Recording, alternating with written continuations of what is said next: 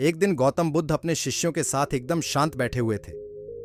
उन्हें इस प्रकार बैठे हुए देख शिष्य चिंतित हुए कि कहीं वह अस्वस्थ तो नहीं है। एक शिष्य ने उनसे पूछा कि आज वह मौन क्यों बैठे हैं, क्या शिष्यों से कोई गलती हो गई है। इसी बीच एक अन्य शिष्य ने पूछा कि क्या वह अस्वस्थ हैं।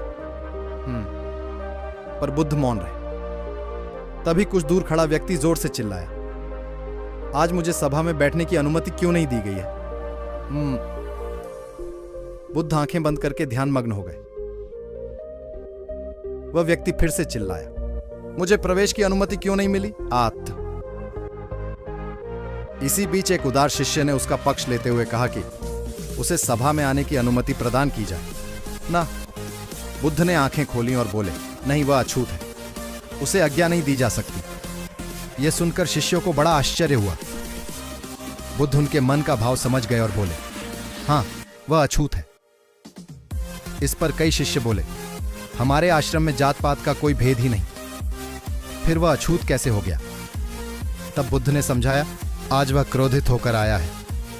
क्रोध से जीवन की एकाग्रता भंग होती है।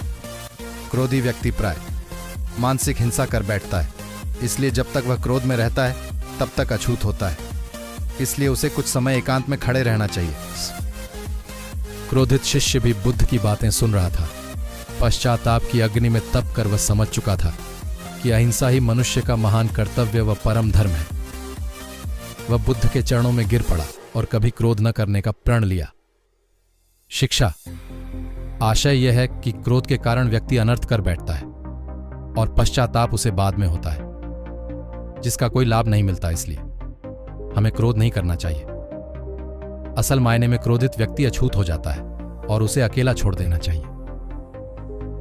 क्रोध करने से तन, मन और धन तीनों की हानि होती है।